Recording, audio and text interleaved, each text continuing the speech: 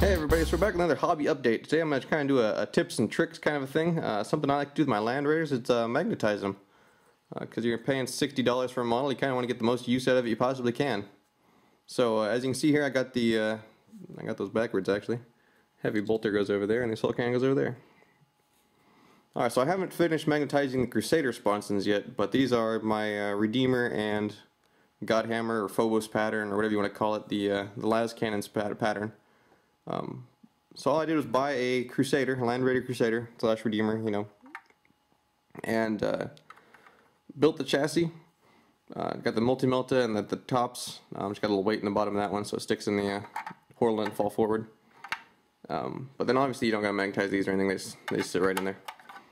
But magnetize the side sponsons because I do that for storage reasons. It's a lot easier to store this that way in foam than with the side sponsons on it. Takes up less room, have to cut out less foam, I guess. Anyway, so those, you don't have to magnetize those on mine, I just do for storage reasons. The real magnetization comes, or magnetization, I don't know if that's an actual word, but with the weapons here on the sides. But I'll start with these big sponsons first.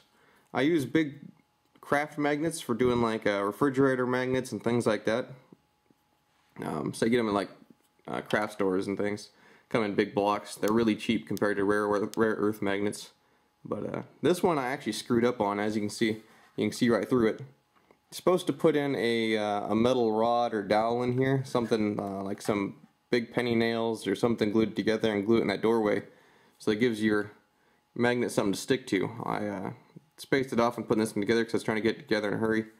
And now I'm going to have to go back and try to fit them down in the assault cannon hole here and glue them into place. It's going to be a pain in the butt, but I'm sure I'll get it done.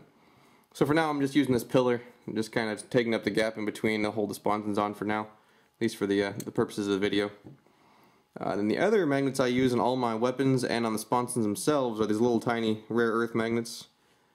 They're like a 3.2 millimeter by 1.6 millimeter, so little tiny things.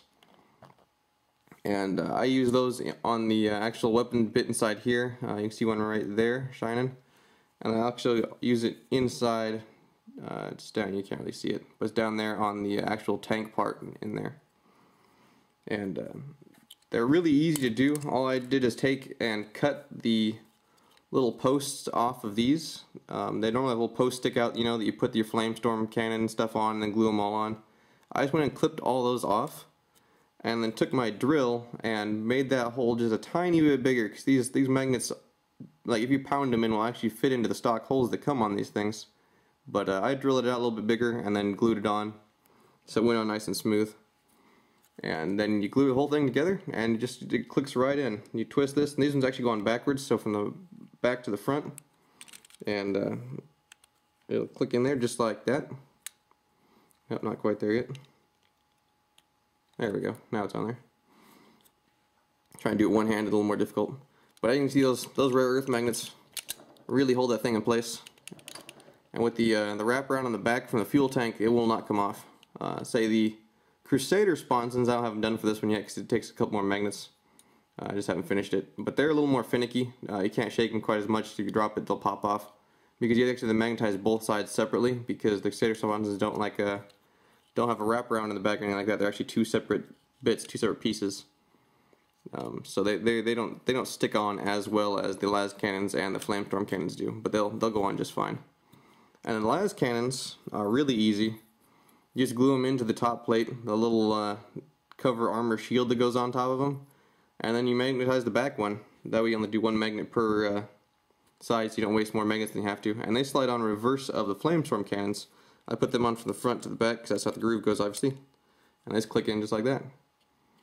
So it's a really simple thing to do to save yourself a bunch of money. To get the las cannon sponsons, obviously, and the heavy bolter, I bought the Land Raider Terminus conversion pack.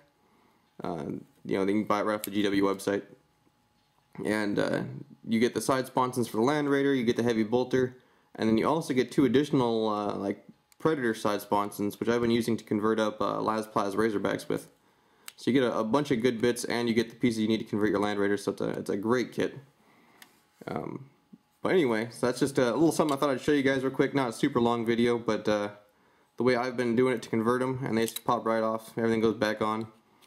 Good for storage, good for saving money on all the different little bits you're trying to build.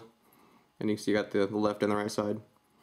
So yeah, that's how I magnetize my land rays. You got any questions, feel free to comment, I'll reply. If you want to see any more kind of conversion videos, I'll see what else I can dig up and show you what I'm doing. So until next time.